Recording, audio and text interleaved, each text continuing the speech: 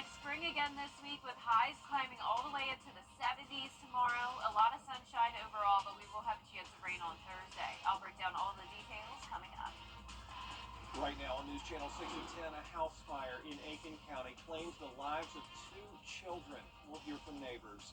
Also ahead, Georgia farmers still trying to recover from Helene. What state lawmakers are doing to try to help, and their federal counterparts. And a celebration of unity. How this event honors Dr. Martin Luther King Jr. As soon as 10 starts now. Live from Television Park, this is WJBF News Channel 6 at 10 on MeTV. Hey everybody, I'm Brad Means. We do thank you for joining us. As coverage you can count on begins on a sad note. A house fire in Aiken County today. 2 children died. The coroner's office says the fire started about 1 o'clock this morning at a home on Pine Street. A mother and her 4 children were inside. They were all rushed to the hospital, but 6-year-old Soraya and 8-year-old D'Angelo Jordan did not make it. A third sibling is in critical condition. The mother and another child are expected to recover. We talked to a neighbor who bravely tried to rescue the children during the fire. I was trying to get them out the window, but once their cries faded away, I couldn't find them. The fire was too hot. But the man that kicked the back door open, that's the little boy coming out with him. So that's what saved him and his mom. So. Investigators still trying to figure out what caused that fire. Also in Aiken County, the search continues for a suspect after a standoff in New Ellenton. This was at a home on Million Avenue. At one point, investigators say the suspect fired shots into the air. Nobody was hit. Investigators say the suspect has been making threats online to specific people. He is still believed to be in possession of a handgun. Unknown on how much ammunition he has. He's making multiple threats to harm innocent people on his social media, and we're taking those very seriously. Again, we're keeping units in the area, steadily patrolling, so that way we can ensure our citizens are safe.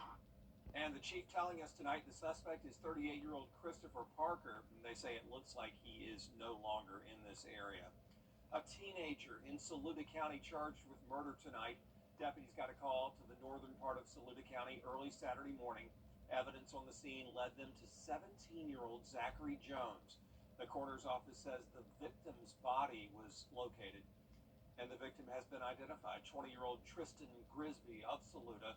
Jones there also charged with desecration of human remains, being charged as an adult.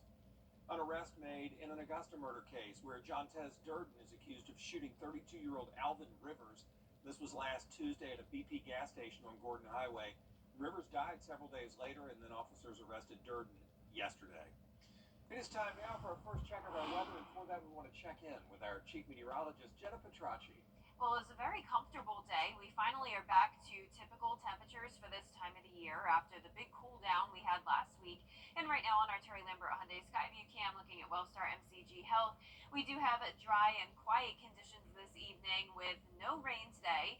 Our almanac shows we had a low of 37, so this morning it definitely was chilly, and then this afternoon we climbed a few degrees above average to 69, and combined with the sunshine, it felt really nice outside today. The temperature change map is showing every place in the CSRA at least a few degrees warmer than this time yesterday, so we are going to stay above freezing. Temperatures are in the upper 40s through low 50s right now. Thompson at 51, Barnwell at 48, 50 in Millen, Swainsboro at 52, Aiken, you're at 47, 51 in Gibson, and 50 in Edgefield. Dew points are pretty low in the 30s and 40s, so we do have high pressure moving back in, and winds are pretty calm. So winds are only up to around 4 miles per hour at the highest, and they'll stay that way tomorrow as well. All of the activity is down in the Florida Peninsula. We have a low pressure system bringing a lot of rain, but notice not a drop across the rest of the southeast as that high pressure moves in from the west. Here's a look at your Tuesday morning. We'll be sitting right around the 40-degree mark with those calm winds. Lots of sunshine to look forward to again tomorrow with a high of 75. So it's going to be a warm next 3 days, 76 on Wednesday, but then notice some changes on Thursday. It will be staying warm, but we'll have a cold front passage, which will bring some scattered showers, followed by a brief cool down on Friday. I'll have more details on those temperatures coming up shortly, but back to you, Brad. All right, Jenna, thanks. Georgia Senators Raphael Warnock and John Austin. Sacred Heart hosting the 17th annual Keeping the Dream Alive Interfaith Celebration in honor of Martin Luther King Jr. tonight. Isabella Moody was there.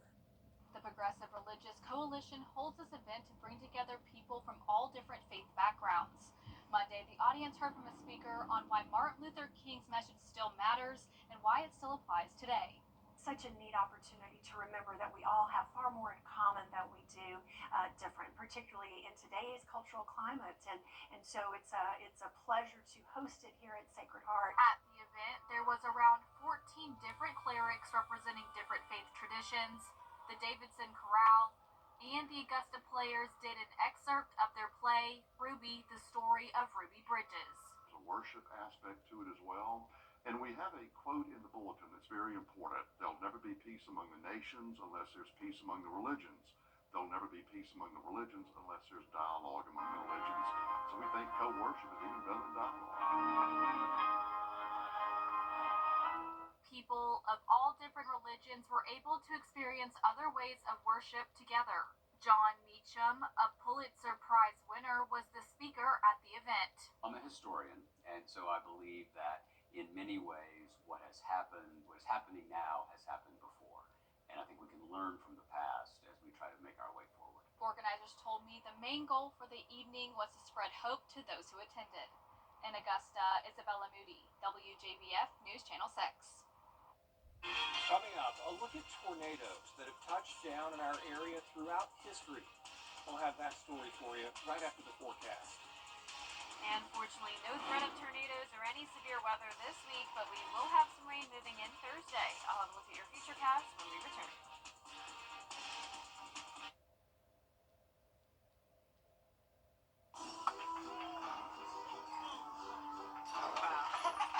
I would say that was my experience. Feel like you're playing the rig game with insurance after an accident? The things that the insurance company was trying to throw at me, can you get me all their tricks? Get a lawyer that will fight for you. Everybody's like, oh, you called Kid Nugent. And I'm like, yes. Literally, all you need is that one call. That's going to change your life. Community grows.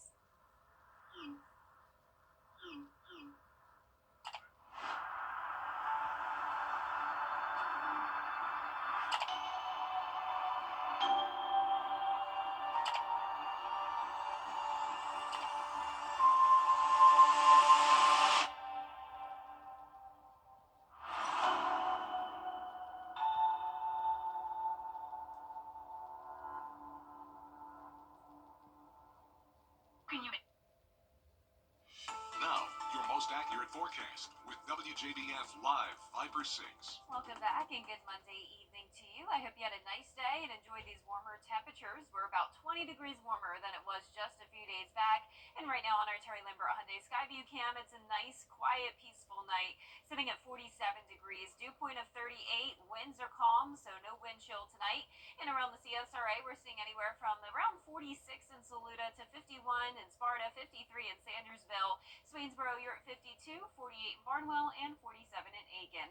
So clear skies for all of us. We do have some cloud cover just on the southern half of Screven and Emmanuel County. The clouds have been hanging around just on the border of the CSRA throughout the day, and more clouds along the coastline of Georgia and South Carolina, all part of this low pressure system here that's been bringing a lot of rain across Florida. But we have high pressure moving in from the west, and that means a very spring-like pattern this week with temperatures well above average across the southern half of the United States. And speaking of spring, we're still 24 days away, but it does look like the end of February and the start of March will be on a warmer note. But it's still going to be chilly at night. Average low is 40, and we'll be right around that tonight.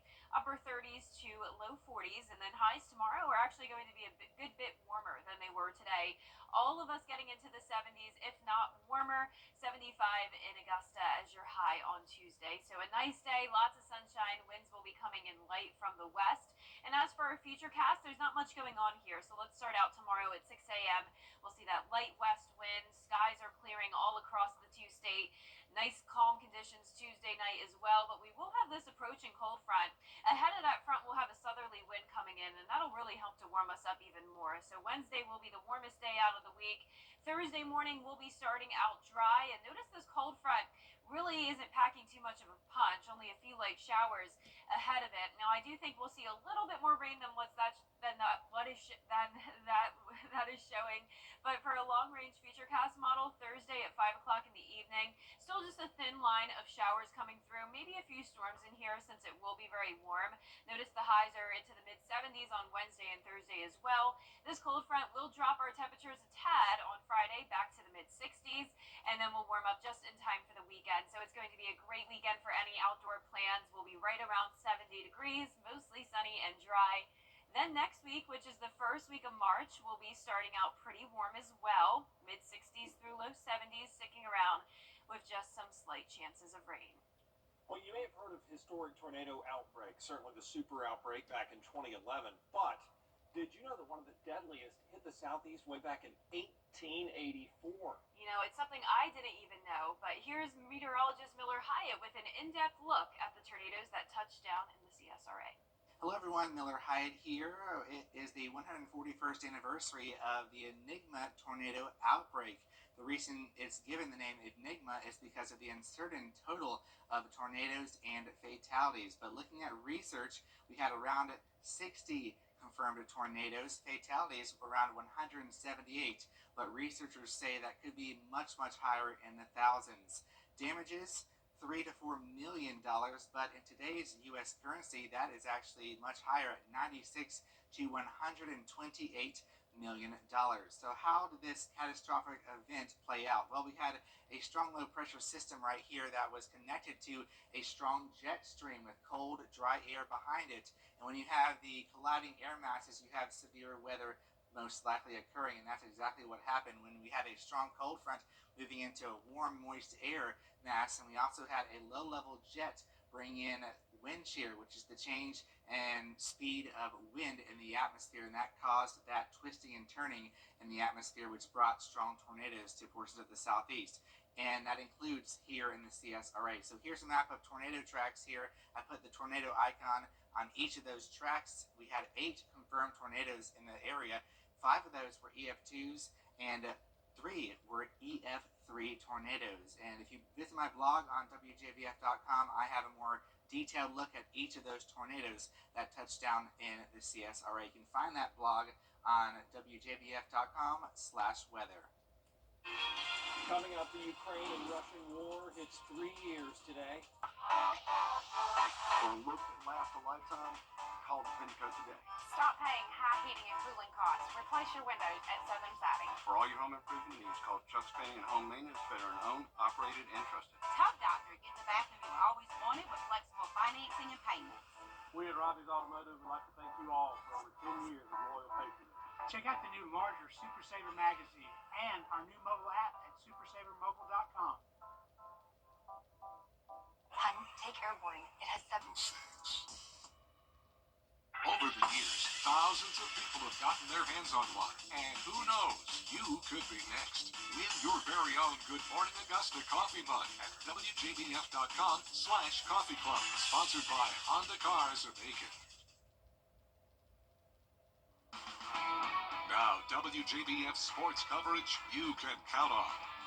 The Westminster Schools of Augusta girls basketball team grabbed an 86-78 victory over defending champion Piedmont Academy last week in the Elite Eight, thanks to India Williams' career-high 61 points. 61 is unheard of at the high school level. I mean, you got to think 32 minutes. She's averaging 2 points per minute. That is remarkable. A feat that's not necessarily surprising for the junior guard, as she's averaging 31 points per game this season. It's the mindset of just going out there and winning. You know, it wasn't really about the points. It was just scoring. There's a lot of fast break opportunities, and just God helped me go out there and get that much. The junior has already surpassed 1,000 career points in her first 2 seasons in a Wildcat uniform, all due to the work she puts in behind the scenes. Consistency that she does in the off season, the summer, she just works, and so I'm super impressed and just proud of the leadership that she has shown. Williams quickly grew into her role this season, leading by example as an upperclassman. You know, taking that big role, like knowing that I have to play that part, and just making sure that I know how to be that leader that I can to my team, and making sure that I exceed in doing that. The work has now paid off with the 19-6 Wildcats earning their first Final Four trip since 2018. It's very exciting. We're very prepared for it and just trying to get ready, make sure that we go out there focused and just trying to get the win. No one thought that we would get here. When you lose 4 starters off of a 20-win season, you kind of expect a rebuild. But it just kind of speaks to what we're trying to build here, the culture that we're trying to instill. The Wildcats face John Millage Academy Wednesday at 3 p.m. And the Westminster Wildcats, along with 14 other teams, are still alive in their quest for a state title. On the GHSA side, the Thompson and Josie girls teams will play each other for the 4th time this season, this time in the Elite 8 on a Tuesday. Now on the South Carolina side, the North Augusta boys and girls teams played this week. For a full list, head over to our website, WJBF.com.